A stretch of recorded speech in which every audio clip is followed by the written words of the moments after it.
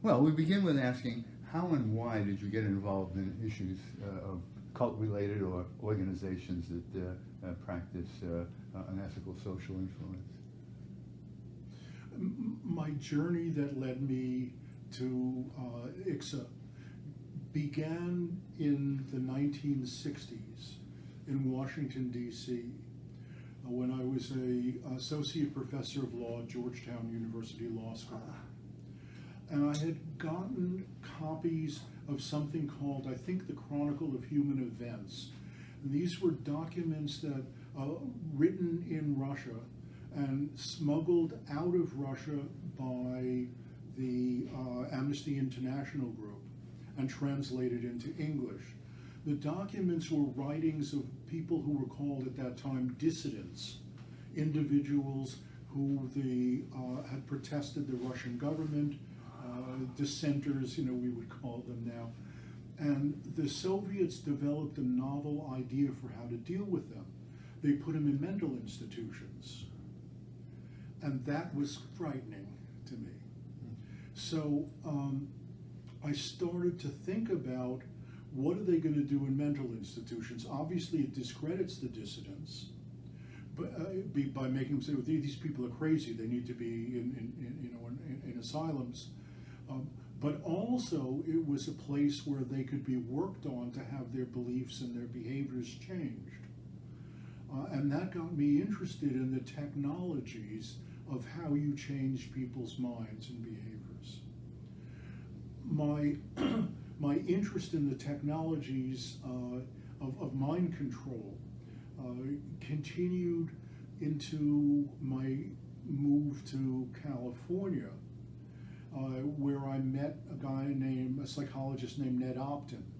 And Ned was interested in the same things I was interested in. Amazing that we got together. And we wound up collaborating on a book called The Mind Manipulators. And Ned had information about how in prisons and hospitals in California, techniques were being used that were not dissimilar to the ones the Russians were using. So this was political dissent moved into psychological and psychiatric duress. And the mind manipulators explored those technologies. It was published around 1979, I believe. And all of my work up until that point had been government programs. I researched the various technologies used by governments. Around 1975, I learned of the CIA mind control experiments and wound up getting about 15,000 pages of documents under the Freedom of Information Act. And so our book changed. Originally it was just going to be technologies, but it also then became part history of the CIA mind control programs. I was contacted by ICSA people to be at a conference on persuasion held at UCLA. And that's where I met Michael, that's where I learned of ICSA, that's where I met the people who were relevant to ICSA at the time, like Jolly West and Martin Orn and Margaret Singer. And from that time on, when I realized that my work of what governments were doing to what individuals were doing, that had gone from the public sector to the private sector, I thought, here's a whole class of victims that needed help. And I was moved by their stories, and I was furious about the fact that people would do those things to other people. The cultic experience became much more intimate for me, other than seeing a story in the newspaper. So I began attending the ICSA conferences. But in the 1980s, I broadened my knowledge base. I moved into the world of hypnosis and over 1 or 2 decades, I presented at hypnosis conferences, professional hypnosis conferences. And I also then moved into the world of dissociative disorders.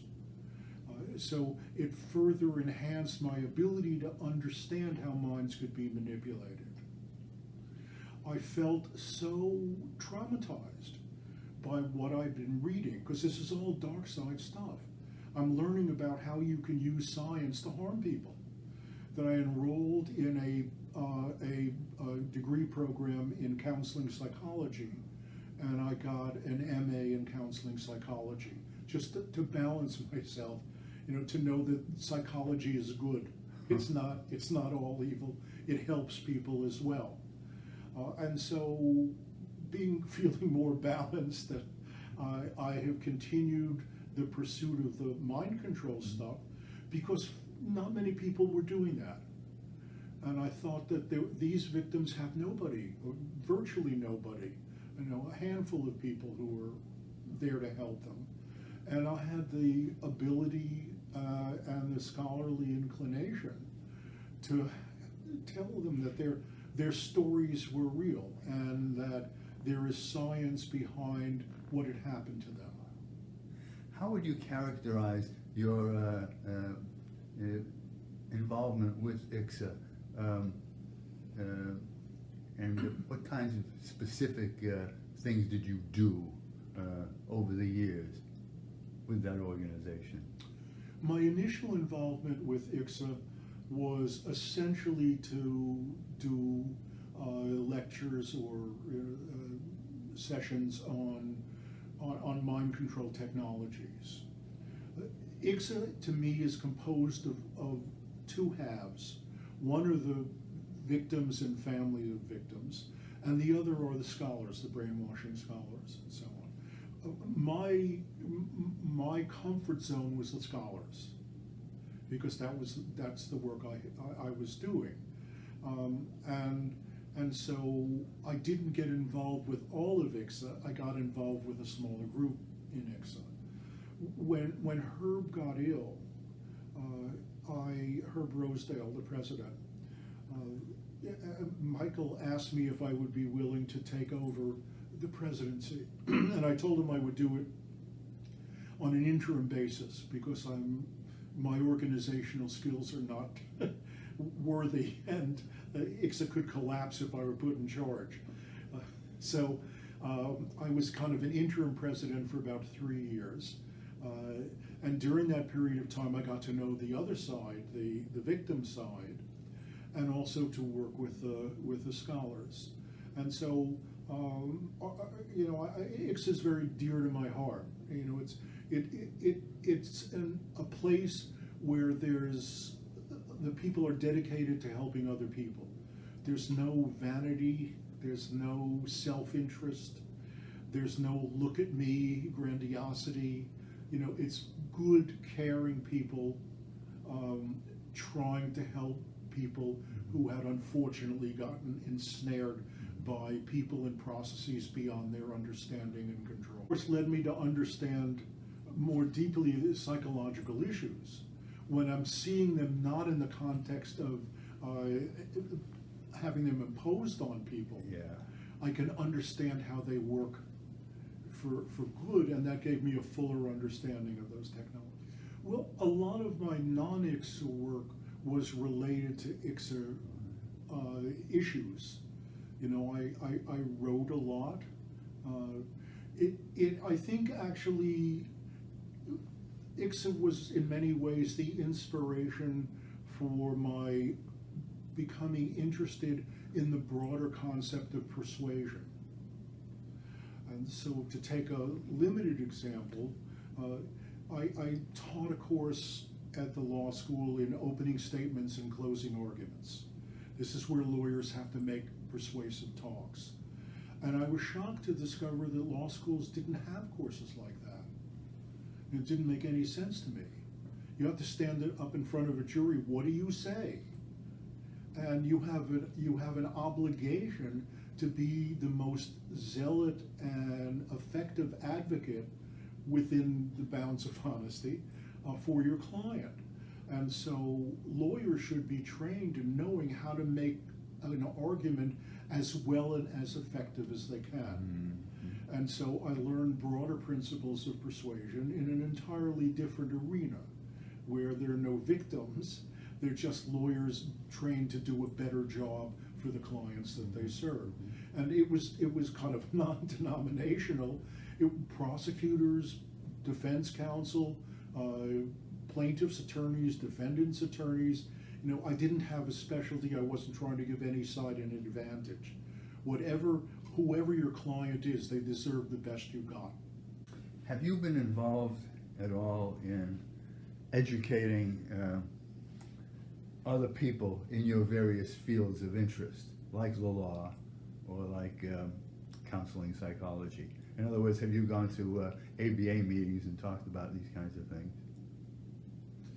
I have gone to non-ICSA meetings because my ICSA experience got me interested in matters of the mind, and it wasn't too, I guess it was the beginning of the 90s that the so-called repressed memory, false memory movement started. And I got very involved in that movement.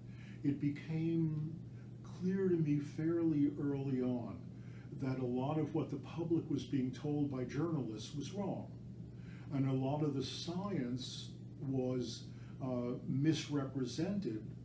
And so you had another class of victims, people who had been molested and had memories that came back to them of the molestation.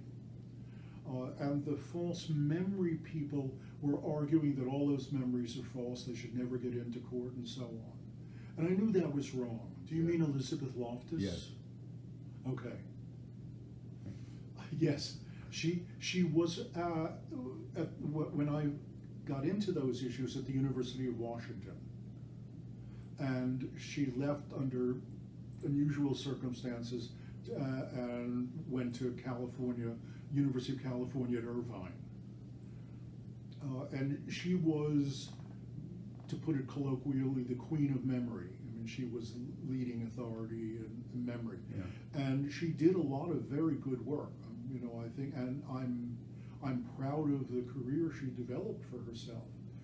But I also was concerned that when she hit the false memory issue, she got, in my mind, kind of entrapped, and the work she was producing, I thought, was not good and harmful. I met her personally. We knew each other well. I remember a time when David Spiegel, who was a professor of psychiatry at Stanford, was on one side. I was in the middle. Beth was in the middle, and I was on the other side of the back seat of a cab in Chicago on our way to Buddy Guy's Blues Club. And so, you know, I saw it in a social context and also in the professional context. I had respect for her, she had respect for me, but we very seriously disagreed. And I wrote about the work she did and other people did. I tried to avoid ad hominems. I wanted to keep it on a scientific level. And along with two friends, we published a book, Memory, Trauma Treatment, and the Law. And the book was heavily criticized by the false memory people. And it received the Manfred Guttmacher Award from the American Psychiatric Association as the finest work on legal psychiatry of the year. I took the American Psychiatric Association viewpoint over that of the false memory viewpoint. Wow. Fascinating. Quite fascinating, Alan. Did any organizations, which we can call cults for now, come after you in any way for your views? I don't think any cult came after me for my views. I don't. I'm. You know, I don't know why. You know, maybe because I'm purely an academic, and the way to come after me would be with scholarship. You know, there are people who write against the views I hold from time to time, and I'm happy to respond and have a dialogue on a civilized basis in scholarly journals. But nobody has ever picketed you and that kind of thing, eh? Not personally. I remember John Clark suffered grievously from Scientology. Yes. Yeah, yeah. Okay, good, good. Because I guess maybe I don't think I was perceived by the cults as an anti-cult person. Right. I think I was perceived by the cults as a scholar whose work they disagreed with.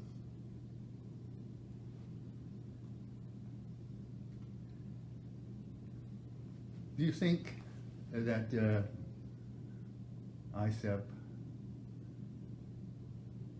has done anything badly, or just not done well or not done enough in some ways in your experience with the organization? I mean, you were president for a while. Has the organization operated, have they gone down any wrong paths? No, well, I don't think ICSA. Yeah, yeah. I don't think that ICSA has gone down any wrong paths. I would say my greatest sadness is the absence of funding. You know, there were discussions over a period of years during the time I was the president, and before and after I assumed, about whether to be aggressive against the cults. There were also discussions about whether it should be a closed organization and not allow individuals whose viewpoints disagreed with us. Some people in ICSA argued that we should not have individuals who were pro-cult or who claimed brainwashing didn't exist, because it would be difficult for the victims to hear that. And I think that's a reasonable concern. But ICSA's position was to be open. You know, if there's somebody who disagrees with us, have them come in and let's talk about it. As long as it's a talk on reasonable, rational grounds. You know, not a hate, you know, vile insult discussion. Yeah. And so I'm proud of ICSA for that. And I'm proud of its caring and compassion. You know, when you listen to the people who were here, they've saved a lot of lives. They've brought people back to their own mental health. You know, and this is an organization with a heart. It's not trying to bleed people for money, and it provides a service you can't find elsewhere. And so I'm proud to be part of it. Have you any suggestions about how ICSA can reach out to a younger generation of people in the field, or potentially become members, not just members, but even board members? That's not my area of expertise, to know how to reach out to other people, especially because we live in a different era now. You know, I grew up with typewriters, you know, and the whole world of computers has probably changed since we've walked into this room. And the way people get their information now is very different than the way they get it. And there's also, the internet is noise. You know, it's overcrowded. And so I don't know enough about marketing to know how to bring in younger people.